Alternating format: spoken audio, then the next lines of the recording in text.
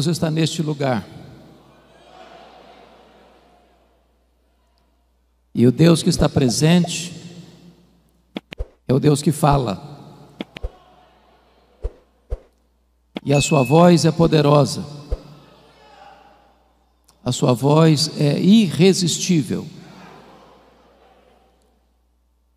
E você escuta a voz de Deus quando você abre a sua Bíblia.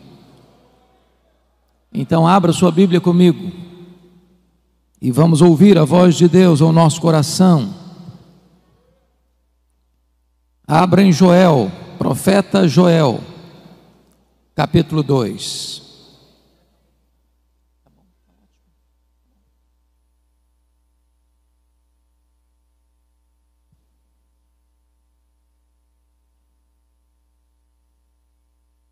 Profeta Joel, capítulo 2.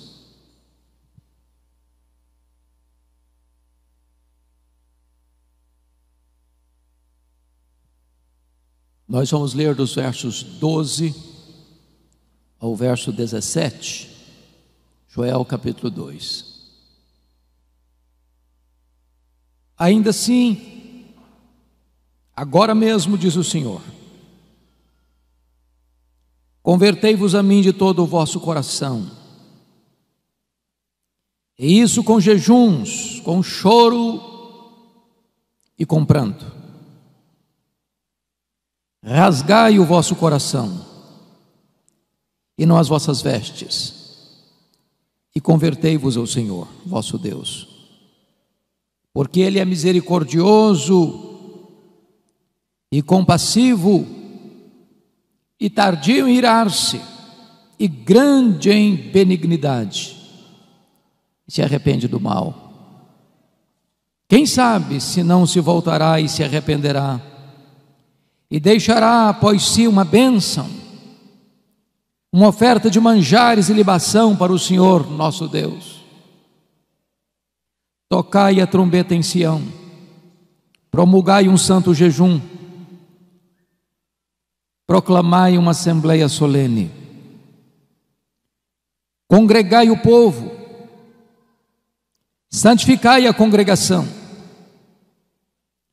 ajuntai os anciãos, reuni os filhinhos e os que mamam. Saia o noivo da sua recâmara e a noiva do seu aposento. Chorem os sacerdotes, ministros do Senhor, entre o pórtico e o altar, e orem. Poupa o teu povo, ó Senhor. E não entregues a tua herança ao opróbrio, para que as nações façam escárnio dele, porque hão de dizer entre os povos: onde está o seu Deus? Ainda, nesse mesmo capítulo, versos 28 e 29. E acontecerá depois que derramarei o meu espírito sobre toda a carne. Vossos filhos e vossas filhas profetizarão, vossos velhos sonharão, e vossos jovens terão visões. Até sobre os servos, sobre as servas, derramarei o meu espírito naqueles dias. Aleluia. Amém. Eu estou diante de uma assembleia majoritariamente de jovens.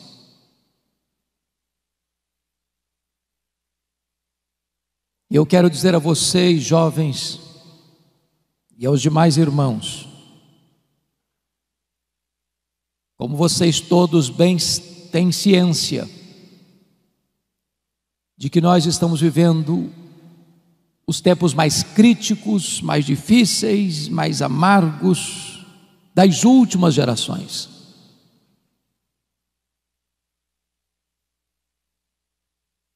Nós estamos vivendo um tempo onde concentradamente e deliberadamente forças sobre-humanas e forças das trevas têm agido sem pausa para destruir os fundamentos da família, da igreja, da sociedade. Certamente há uma grande onda de cristofobia no mundo.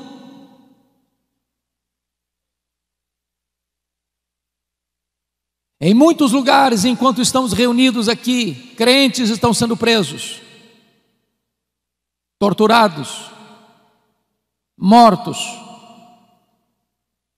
Mas essa não é a perseguição mais perigosa,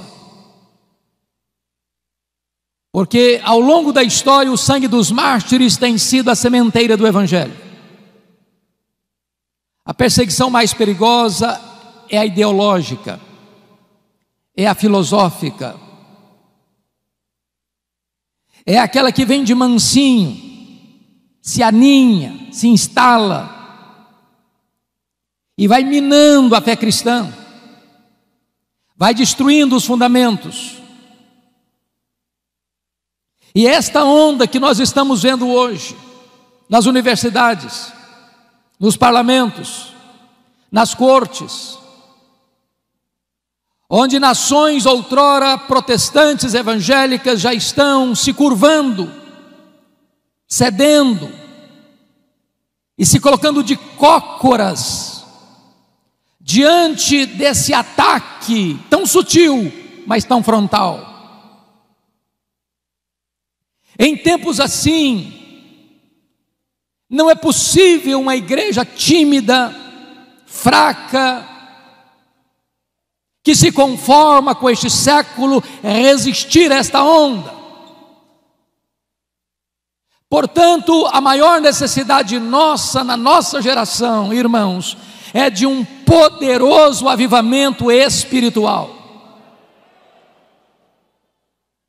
Talvez você olhe para o cenário, onde na Europa a igreja parece estar coberta de cinzas, onde você olha para a América e vê as denominações históricas rendidas ao liberalismo,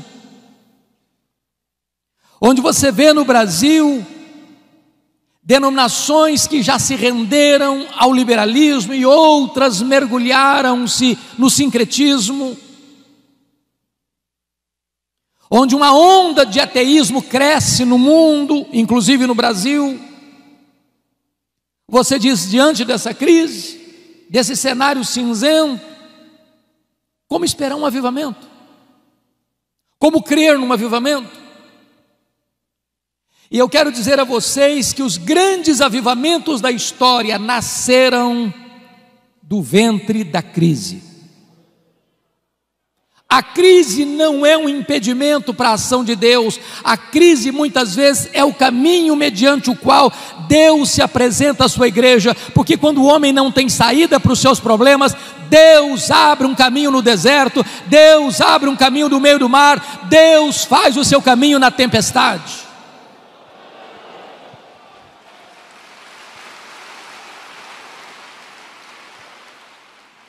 E eu queria que você, com a Bíblia aberta no texto comigo, eu preciso que você esteja com a sua Bíblia aberta no texto, para nós entendermos qual era a crise que o profeta Joel estava descrevendo para propor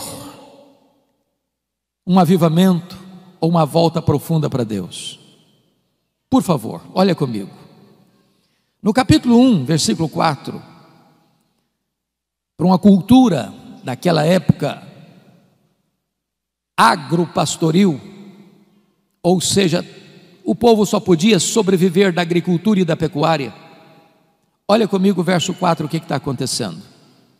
O que deixou o gafanhoto cortador, comeu o gafanhoto migrador. O que deixou o migrador, comeu o gafanhoto devorador. O que deixou o devorador, comeu o gafanhoto destruidor. O gafanhoto é um inseto que encontra pela frente um pomar e deixa para trás um deserto.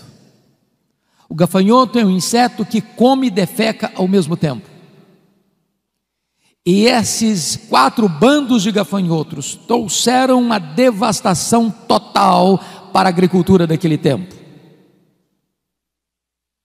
Se não bastasse isso, em segundo lugar, veja comigo o verso 10, capítulo 1.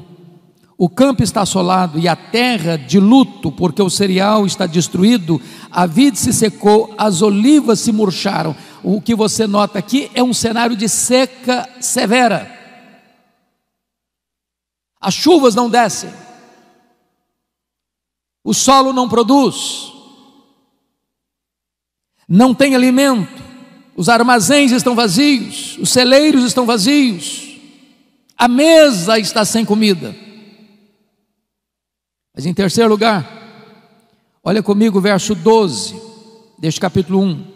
A vide se secou, a figueira se murchou, a romeira também e a palmeira, entenda-se aqui a tamareira, e a macieira, todas as árvores do campo se secaram e já não há alegria entre os filhos dos homens. Se você percebeu, todas estas árvores descritas são frutíferas, a base da economia, a base da comida na mesa, a base da sustentação do povo. Estamos falando de uma crise de sobrevivência, não só de um ataque de insetos, mas de uma seca severa. Mas tem mais. Olha comigo o versículo 17.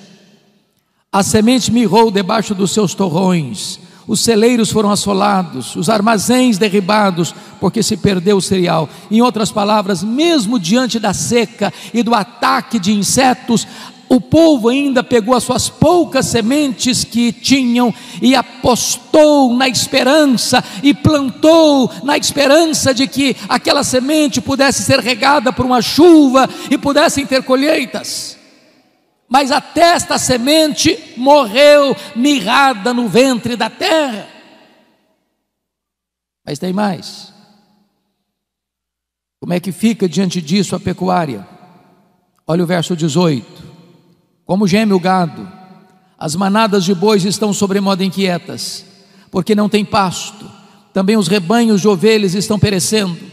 Em outras palavras, agora não só não tem fruto, como não tem gado, como não tem carne, como não tem leite, como não tem manteiga, como não tem provisão, como não tem comida. A nação está assolada por uma crise financeira sem precedentes.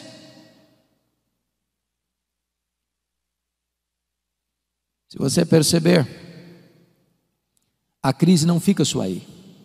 Quando chega no capítulo 2, o profeta faz a descrição de uma invasão militar. Muito provavelmente ele está descrevendo aqueles dias vividos pelo rei Ezequias, quando o reino do norte, cuja capital era Samaria, caiu no poder da Síria. E agora este mesmo poderoso exército que derrotou as 10 tribos do norte, cerca Jerusalém. Um poder irresistível. E a descrição que ele faz no capítulo 2 é de que o povo está completamente cercado, entrincheirado, encurralado e não tem condições de oferecer resistência a este poderoso exército que está cercando a cidade. Este é o cenário. Crise política, econômica. Se você perceber comigo no capítulo 1, versículo 9, a igreja está sofrendo as consequências. Cortada está da casa do Senhor a oferta de manjares e a libação, e os sacerdotes, ministros do Senhor, estão enlutados.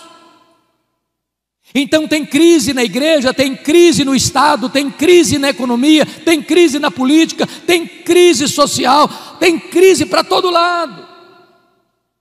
O que fazer numa hora dessa? É aí que entra o capítulo 2, versículo 12, que nós lemos. Ainda assim, agora mesmo, diz o Senhor, convertei-vos a mim. O Brasil está em crise, o mundo está em crise, os homens estão desesperados. Mas quando na crise o povo de Deus se volta para Deus, nasce o sol da esperança, nasce a cura, nasce a restauração. E eu gostaria que você olhasse comigo nesta noite quais são esses aspectos dessa volta para Deus, a natureza dessa volta para Deus. Primeiro, é uma volta para uma relação pessoal com Deus. Olha o verso 12: convertei-vos a mim. Não se trata de uma relação institucional, não se trata apenas de você ser membro de Canaã ou de qualquer outra comunidade cristã evangélica de Fortaleza. Se trata sim de uma relação pessoal de você com Deus, de você se voltar para Deus, de você conhecer a intimidade de Deus, de você saber quem é Deus na sua vida, na sua história, é de você se render por completo ao Deus vivo e todo-poderoso, que pode pegar você hoje e levantar você, e revestir você de forças, e avivar o seu coração.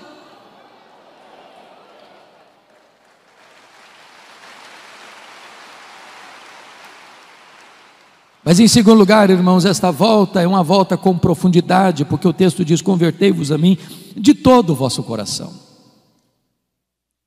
Não é aquela volta para Deus porque o calo está doendo, não é aquela volta para Deus porque você está desempregado, não é aquela volta para Deus porque você está enfermo, não é aquela volta para Deus porque o seu casamento está abalado, não é aquela volta para Deus para resolver um problema familiar urgente. Você pode ter todas essas motivações, e é bom que você volte nessas circunstâncias, mas quando o problema vai embora, quando a situação se resolve, muita gente se volta para trás e continua longe de Deus do mesmo jeito. Como diz o profeta Oséias: ó Israel, o teu amor cedo passa.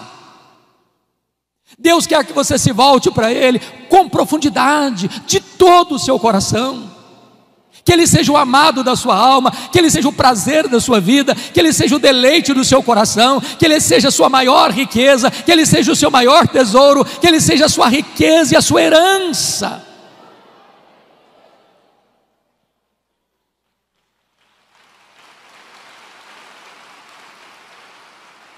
Mas em terceiro lugar, essa volta para Deus é uma volta com diligência, porque o versículo 12 diz: convertei-vos a mim de todo o vosso coração, e isso com jejuns. Parece-nos que este é um exercício espiritual, uma disciplina espiritual desprezada dos nossos dias. O que é jejum? Qual foi a última vez que você jejuou para se voltar para Deus? Jejum é quando você se abstém do bom pelo melhor. Quando você come, você se alimenta do pão da terra. Mas quando você jejua, você se alimenta do pão do céu. O pão da terra é um símbolo do pão do céu. Mas quando você abre mão do pão da terra para jejuar, você está dizendo que o pão do céu é mais importante e é mais saboroso do que o pão da terra. Jejum é fome de Deus. A nossa geração está tão acostumada com o sabor do pão da terra que perdeu o sabor do pão do céu. A nossa geração está tão acostumada com o pão da terra que perdeu o apetite pelo pão do céu. E nós precisamos buscar a Deus, entendendo que não só de pão vive o homem, mas de toda a palavra que procede da boca de Deus.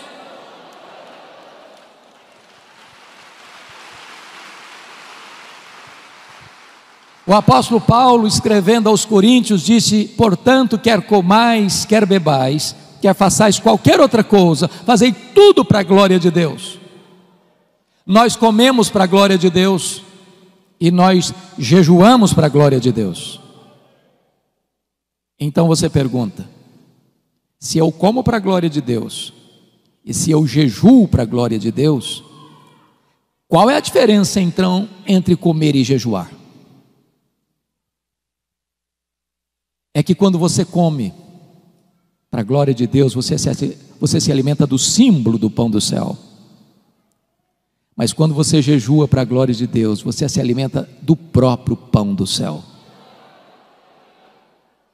Oh, irmãos, nós precisamos nos voltar para Deus, desejando mais a Deus do que as bênçãos de Deus. Mais a presença de Jesus, como cantamos, do que dinheiro, do que sucesso, do que prazeres. Mas em quarto lugar, irmãos, essa volta para Deus, confiram comigo, esta volta para Deus precisa ser uma volta com quebrantamento, porque o verso 12 ainda diz: convertei-vos a mim com choro e com pranto. Às vezes nós estamos voltando para Deus com o coração seco demais e com os olhos enxutos demais. Qual foi a última vez que você chorou voltando-se para Deus? Qual foi a última vez que você chorou como Neemias chorou ao saber da realidade dramática do seu povo, o estado da sua igreja? Qual foi a última vez que você chorou como Davi chorou ao ver a sua família nas mãos do inimigo? Qual foi a última vez que você chorou como Pedro chorou pelos seus próprios pecados? Qual foi a última vez que você chorou ao olhar para Jerusalém de hoje, olhar para a igreja de hoje, como Jesus chorou à entrada da porta de Jerusalém? Jerusalém, Jerusalém, quantas vezes quis eu agasalhar-te debaixo das minhas asas e tu não o quiseste. É hora de chorar, irmãos. Chorar pelos nossos pecados, chorar pelo estado da nossa nação, chorar pelos nossos governantes, chorar pela nossa cidade, chorar pela igreja.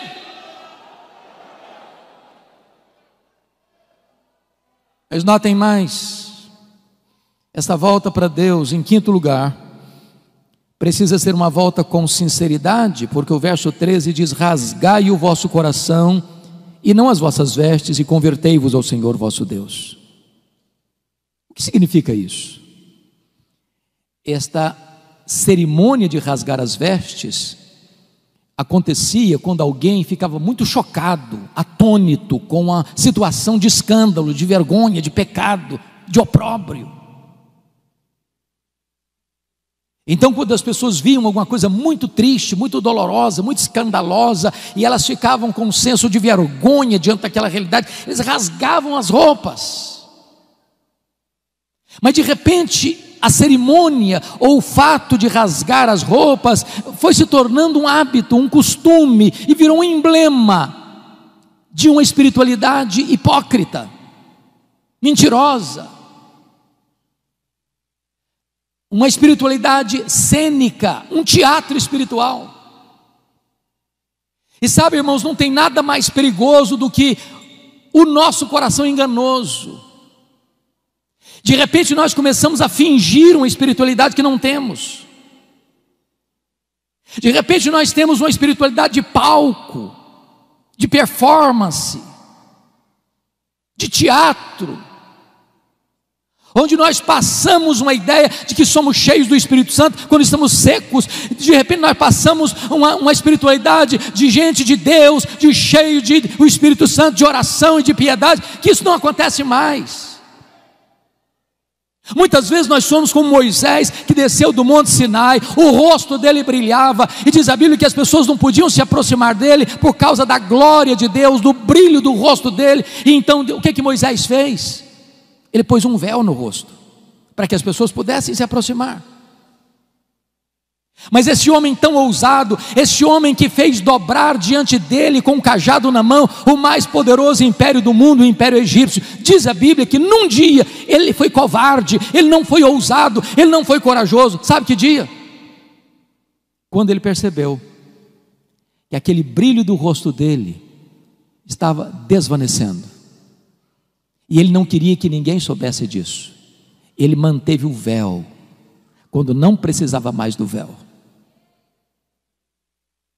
Ele queria passar uma imagem para as pessoas que ele era muito espiritual. Ele queria passar para as pessoas a ideia de que a Shekinah de Deus estava no rosto dele. E diz Paulo, nesse dia ele não foi ousado. E você e eu, se queremos experimentar um poderoso reavivamento espiritual, precisamos ter muito cuidado com os clichês, com os jargões que nós criamos. Às vezes nós vamos orar, damos uma tremidazinha na voz para passar a ideia que nós somos espirituais. Deus não se importa com isso. Ele conhece o coração. Ele está dizendo, rasgue o coração, rasgue o coração, rasgue o coração nessa volta para mim.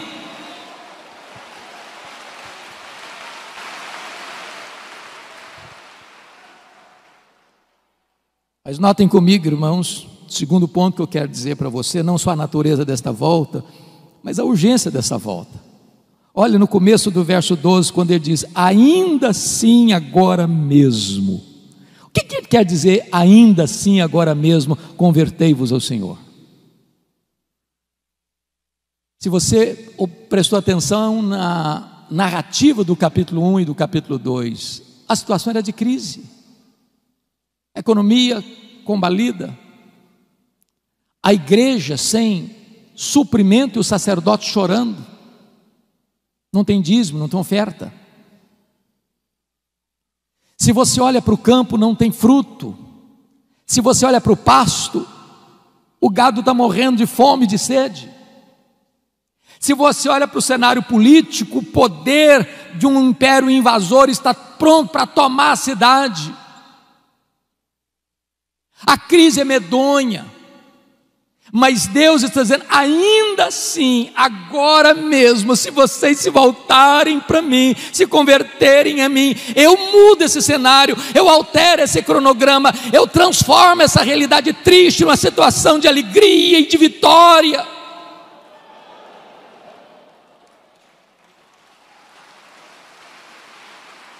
Os destinos de uma nação, irmãos, não estão nas mãos dos governantes.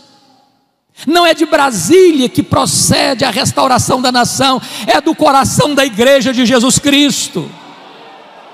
O Senhor Deus disse: se o meu povo, que se chama pelo meu nome, se humilhar e orar e me buscar e se converter de seus maus caminhos, então eu ouvirei dos céus, perdoarei os seus pecados e sararei a sua terra. Em tempos de avivamento, Deus levanta a igreja e Deus restaura a nação. Eu quero conclamar você, jovem, você pai, você mãe que está aqui. É tempo de nós nos voltarmos para Deus. Não dá para esperar mais, não dá para sermos crentes meia boca mais, não dá para sermos crentes mornos mais, não dá para sermos gente descomprometida mais. É tempo de nos voltarmos para Deus. Isso é urgentíssimo.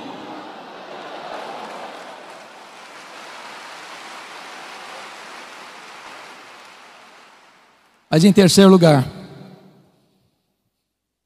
depois que você examina a natureza da volta e a urgência da volta, o profeta Joel vai nos dar um motivo para essa volta para Deus. Confira comigo o verso 13. Convertei-vos ao Senhor vosso Deus. Por quê? Olha a razão. Por quê? Porque Ele é misericordioso e tardio em irar-se, e grande em benignidade, e se arrepende do mal. Quantas vezes você e eu já choramos pelo nosso pecado? Quantas vezes vocês e eu já dissemos: Senhor, tem misericórdia de mim? Porque se Deus observar os nossos pecados, nós vamos perecer. Talvez você pergunte: mas como assim, pastor? Pecando? Presbíteros, líderes? Deixa eu dizer uma coisa a você: se você não está vendo os seus pecados, é porque você está longe da luz. As pessoas que mais confessam os seus pecados e mais choram pelos seus pecados não são as que mais pecam, são as que mais perto de Deus andam. Porque quando nós estamos na presença daquele que é santo, santo, santo, até os serafins cobrem o rosto.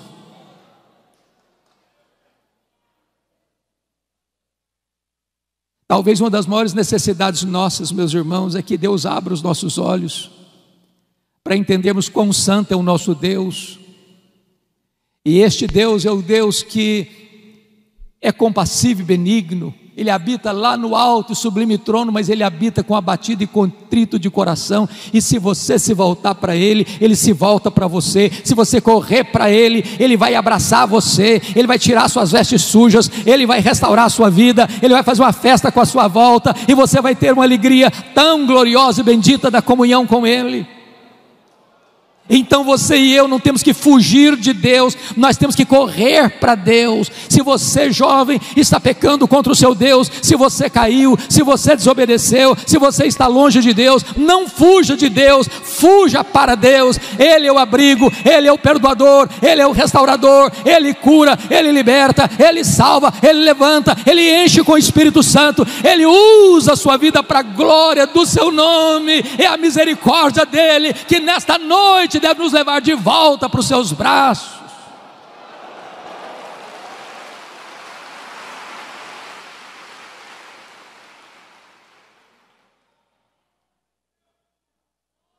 Mas notem comigo, como é que deve ser esta convocação para a volta para Deus. Olha o versículo 15 comigo. Tocai a trombeta em Sião. Ó irmãos amados, está escrito: promulgai um santo jejum e proclamai uma assembleia solene. O que esse texto está dizendo é que o seu e o meu problema não está lá fora, está aqui dentro do nosso coração. A trombeta não é tocada para fora dos muros, a trombeta é tocada para dentro de Sião.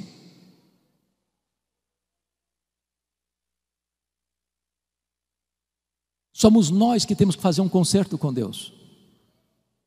Somos nós que temos que nos voltar para Deus. O mundo lá fora não conhece a Deus.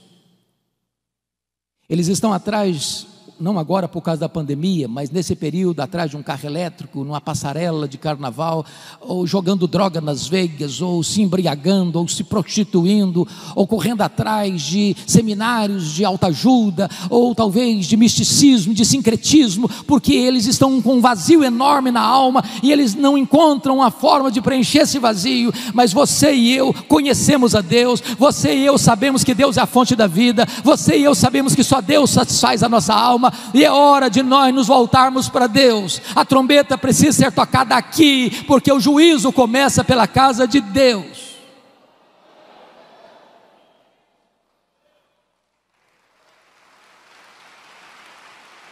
O nosso maior problema não vem de fora, mas vem do nosso próprio coração. E é curioso, meus amados, que há um momento em que o jejum deixa de ser particular. Jesus disse que quando você for jejuar, não é se, é quando, porque pressupõe que crente jejua. Você deve lavar o rosto, você não deve fazer propaganda, você não deve trocar trombeta. Mas há um momento em que a crise é grande e é geral. Esse jejum não é mais particular, esse jejum é convocado, é conclamado, ele é geral, ele é para todos. E quem sabe nós precisamos hoje, irmãos, dizer: meu Deus, nós precisamos nos voltar para Ti. E todos precisam voltar. Você precisa voltar. É necessário conclamar um jejum solene, uma convocação solene, uma assembleia solene, para que todos se voltem para Deus. Mas quem são esses integrantes que vão voltar para Deus? Confira comigo, por gentileza, o versículo de número 16: congregai o povo, santificai a congregação, ajuntai os anciãos. Primeiro, os anciãos. Quem são os anciãos? São os líderes. Os primeiros a pôr o pé na água são os líderes. Os primeiros a acertar a vida com Deus são os líderes. Os primeiros a buscarem a Deus são os líderes. Os de cabeça branca precisam puxar essa fila.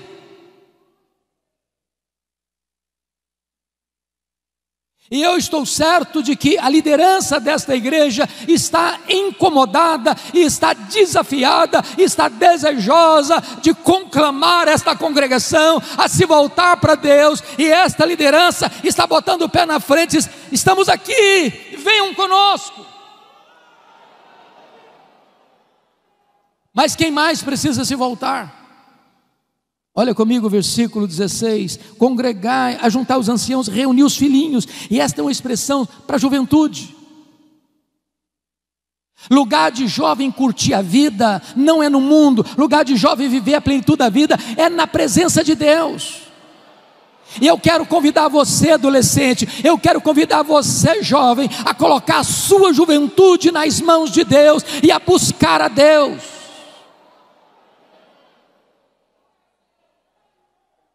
Eu ontem compartilhei com o pastor Gessé da minha alegria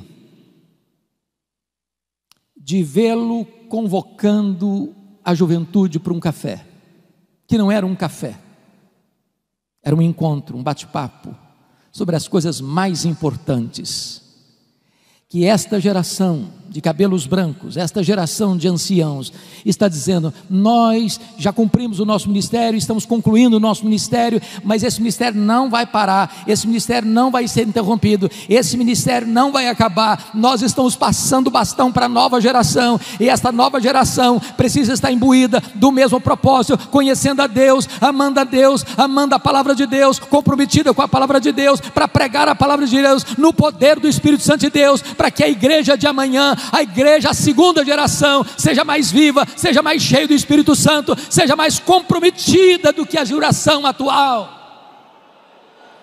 Você, jovem, não está dispensado deste encontro com Deus. Se você olhar para a história da igreja, talvez os dois maiores avivamentos depois da reforma do século XVI aconteceram sob a liderança de jovens. O avivamento da Inglaterra do século XVIII começa com estudantes da Universidade de Oxford. Avivamento que levanta a igreja das cinzas e que restaura a nação de uma crise medonha. No começo do século XX, no país de Gales, um país marcado pela jogatina e pela prostituição, o avivamento começa com um adolescente, Evan Roberts. E durante 6 meses, 100.000 pessoas salvas, a nação impactada, os estádios de futebol ficaram vazios e as igrejas lotadas, e Deus restaurou aquela nação. Então eu quero conclamar você, adolescente, eu quero conclamar você, jovem, para você se voltar para Deus e experimentar um poderoso avivamento em seu coração nesses dias. Mas quem mais deve se voltar? Confira comigo o versículo 16: também reuni os que mamam. Eu tenho visto muita gente: não, criancinha não pode ir para a igreja, é muito melindroso, é muito pequenininho, é muito sensível, é muito vulnerável. Na nossa geração, traziam-nos para a igreja quase que logo depois do parto. Estamos vivos até hoje. Igreja é lugar de criança. Criança precisa vir para a igreja desde a meninice mais tenra, no braço do pai, no braço da mãe, no colo do pai, no colo da mãe, porque é aqui que ele começa a aprender, a conhecer a palavra de Deus, a amar a palavra de Deus e a conhecer a igreja do Deus vivo. As crianças não estão dispensadas nessa coletividade de buscar ao Senhor.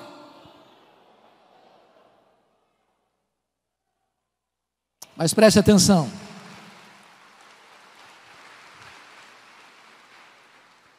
Quem é que deve buscar o Senhor? Diz o texto no verso 16: sai o noivo da sua recâmara e a noiva do seu aposento. O que significa isso? Vocês que conhecem a Bíblia sabem que na cultura judaica, quando um rapaz se casava, uma moça se casava, esse rapaz era dispensado do serviço militar durante 1 ano, para desfrutar da vida conjugal. Deus está quebrando aqui um protocolo. Deus está aqui dizendo o seguinte: olha, essa busca, esse acerto com Deus é tão urgente que você interrompe a lua de mel. Até no dia das núpcias de um rapaz e de uma moça, ele e ela não estão dispensados desta volta para Deus, desta busca de uma restauração espiritual. Mas o que me marca profundamente, irmãos, é que no verso 17, Deus destaca alguém nessa busca. Porque está escrito: chorem os sacerdotes ministros do Senhor. Quem são os sacerdotes? Os sacerdotes eram aqueles que ensinavam a lei. Os sacerdotes eram aqueles que oravam pelo povo. Os sacerdotes eram aqueles que ofereciam sacrifícios pelo povo.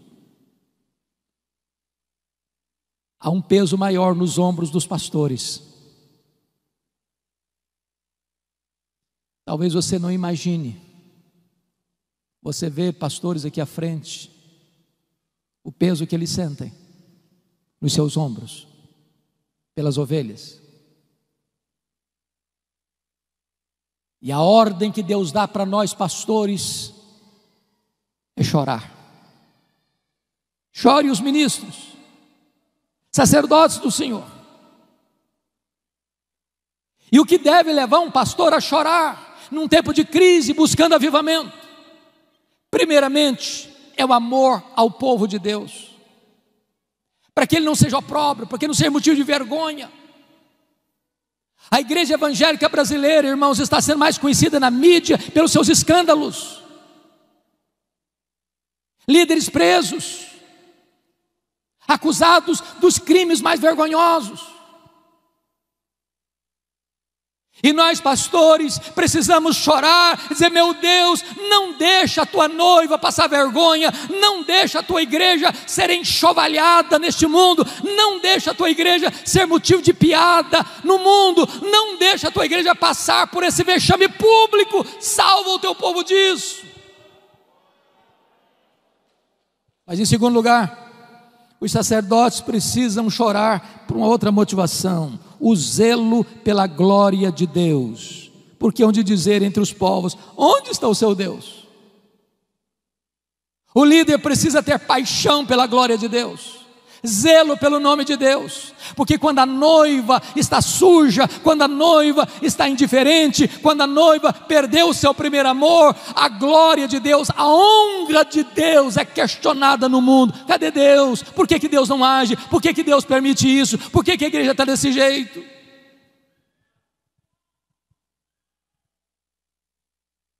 Mas notem comigo, irmãos, que quando o povo atende à conclamação de Deus, um milagre extraordinário começa a acontecer. E a primeira coisa, confira comigo o verso 18, porque tem uma palavra aí que é a dobradiça do texto, é o elo de ligação do texto. Então, o Senhor se mostrou zeloso da sua terra e compadeceu-se do seu povo. Oh, irmãos, nós aguardamos esse tempo de avivamento. Sabe o que vai acontecer?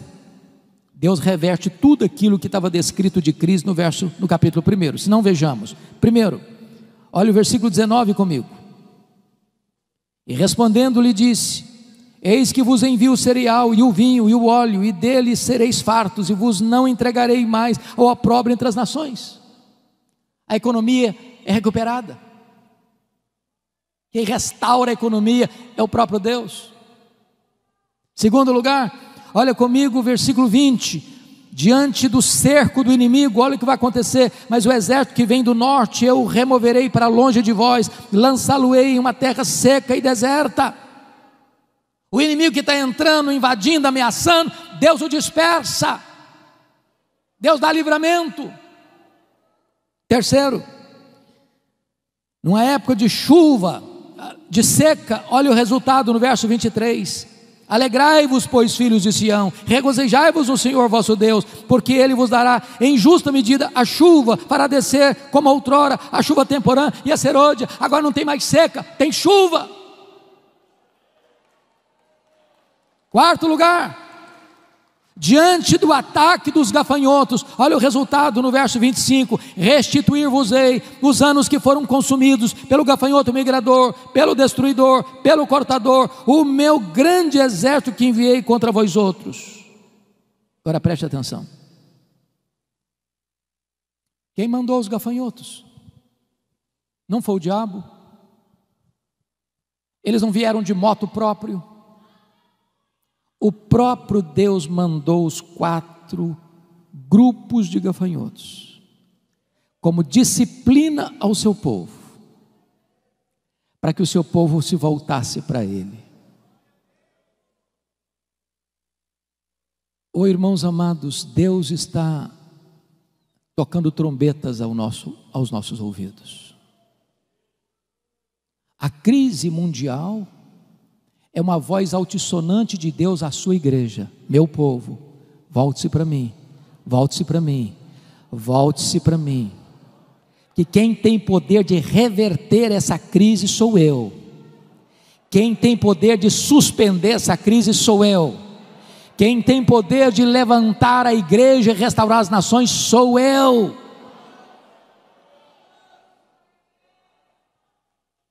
Mas em último lugar, irmãos, preste bem atenção no que eu vou lhes dizer. Nós cantamos isso aqui hoje. Sabe qual era o maior problema do povo? Não era a seca, não era a falta de fruto no campo, nem de gado no curral. O maior problema do povo nem mesmo era um exército inimigo tentando atacar. O maior problema da igreja, preste atenção nisso, não é nem a presença do diabo. O maior problema da igreja é a ausência de Deus. Foi o que Paulo disse: se Deus é por nós, quem será contra nós? Você e eu podemos perder bens materiais, você e eu podemos perder emprego, você e eu podemos perder até a saúde. O que você e eu nunca podemos perder é a presença de Deus. É a presença de Deus. Não tem nada mais triste, irmãos, do que a inscrição Icabode, foi-se a glória do Senhor. É por isso que está escrito no verso, confira comigo aí por gentileza, 27, sabereis que eu estou no meio de Israel, e que eu sou o Senhor vosso Deus, e não há outro, e o meu povo jamais será envergonhado. É a presença de Deus, é a presença de Deus, é a presença de Deus. Eu quero concluir, levando você agora para os versos 28 e 29, porque está escrito assim: e acontecerá depois, preste atenção, não antes, e acontecerá depois. Depois de quê? Depois que o povo de Deus se volta para Deus de todo o coração, com jejuns, com choro, com pranto, rasgando o coração e não as vestes. Depois que o povo de Deus se volta para Deus, olha a promessa: e acontecerá depois que derramarei o meu espírito sobre toda a carne.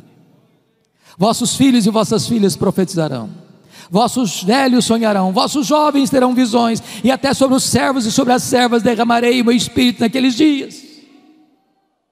Sabe o que aconteceu, irmãos? Essa promessa de Joel, mais de 600 anos depois, se cumpre no dia de Pentecostes.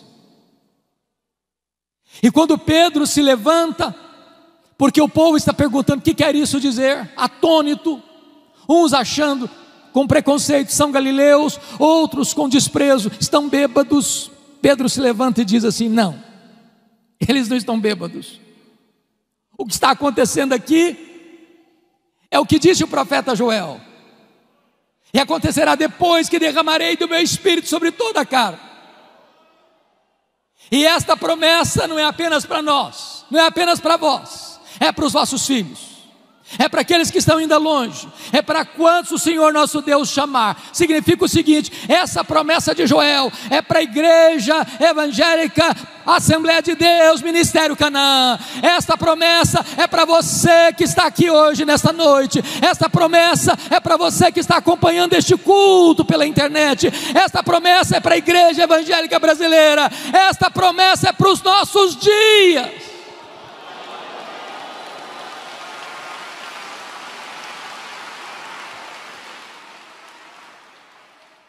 E notem vocês que quando Deus derrama do seu Espírito, Ele vai rompendo todas as barreiras humanas, porque não tem gênero, é sobre os filhos e sobre as filhas. Também preste atenção, não tem idade sagrada, é para os velhos e é para os jovens. E também não tem classe social, é até para os servos e para as servas.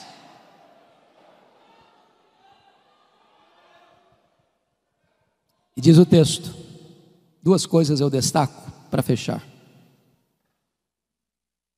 vossos filhos e vossas filhas profetizarão. Ô pastor, como é bom ter a perspectiva de ver jovens se levantando para pregar. Deixa eu lhes dar um pequeno testemunho. Quando eu nasci, minha mãe me consagrou para Deus, para ser pastor, porque ela tinha que fazer uma escolha entre a vida dela e a minha. O médico disse: não dá para salvar os dois, tem que fazer uma escolha. E a minha mãe disse: eu não abro mão desse filho, estou pronto a morrer por ele, a dar minha vida para ele, mas eu não desisto dele. E a minha mãe fez um voto para Deus e disse: se esse filho sobreviver, eu quero que ele seja um pastor, eu o consagro para ser um ministro do Evangelho. Deus ouviu a oração da minha mãe e eu nasci. Mas a minha mãe, sábia que foi, nunca me contou esse projeto dela com Deus, porque ela não queria que eu fosse sugestionado para um seminário. Ela queria que Deus me chamasse. E o meu sonho de criança, de adolescência e de juventude era ser advogado e político. Eu não abria mão de assistir todos os comícios da minha cidade. No dia que eu fiz 18 anos, eu tirei meu título, me filiei num partido e tinha sonhos.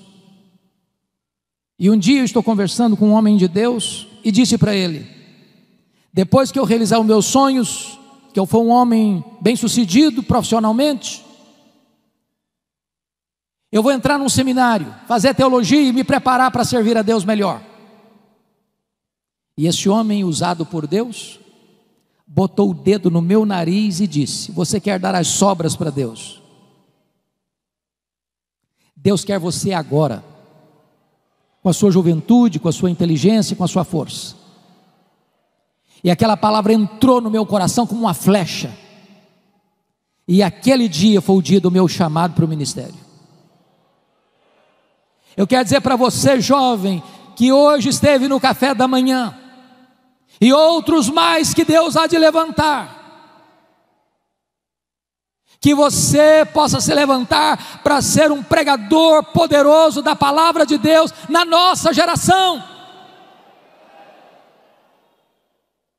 Que o melhor dos nossos filhos se levantem como pregadores nessa geração. Vossos filhos e vossas filhas profetizarão. Mas tem mais, está escrito aqui: vossos velhos sonharão. O que significa isso? Não é que você comeu um pouco mais no jantar e de noite sonhou, não. Se você perceber a marca do velho, e eu posso dizer isso porque meus cabelos já estão brancos, é que nós vivemos das glórias do passado. Nós começamos a ler a vida pelas lentes do retrovisor.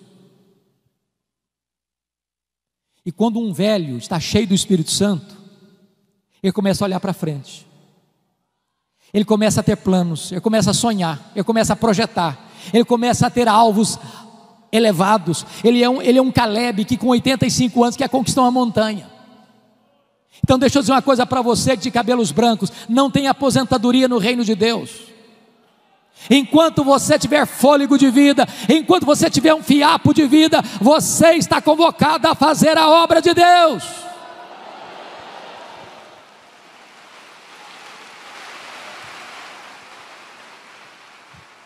Não é hora de você vestir um pijama, não é hora de você ficar numa cadeira de balanço, é hora de você se levantar e usar a sua sabedoria, e usar o seu conhecimento, e usar a sua experiência, e usar as forças que Deus vai lhe dar, para ser uma bênção. bênção nas mãos de Deus.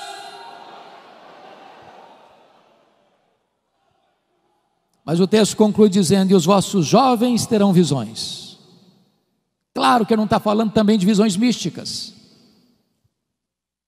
A marca do jovem é ter força, mas falta-lhe a experiência. Mas um jovem cheio do Espírito Santo, ele é mais sábio do que um velho insensato. Um jovem cheio do Espírito Santo, ele tem visão da obra de Deus, e ele quer alcançar grandes coisas para Deus. E a nossa oração, irmãos, é que Deus se compadeça de nós,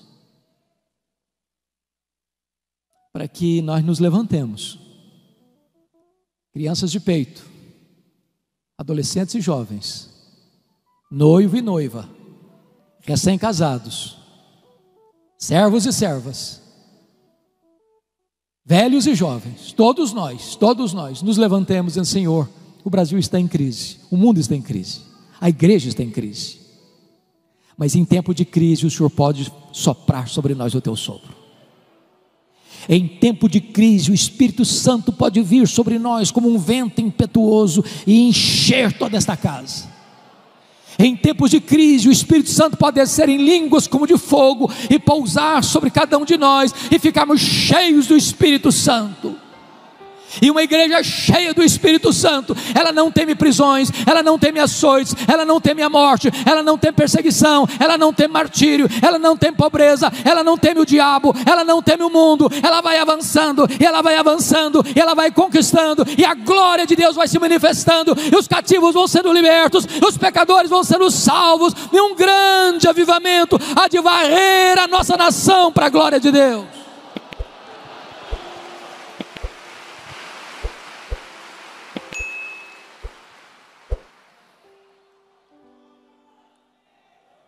Você quer esse avivamento, irmão? Você anseia por ele? Não dá mais para esperar. Ainda assim, agora mesmo, diz o Senhor: convertei-vos a mim de todo o vosso coração. Que Ele nos ajude. Amém.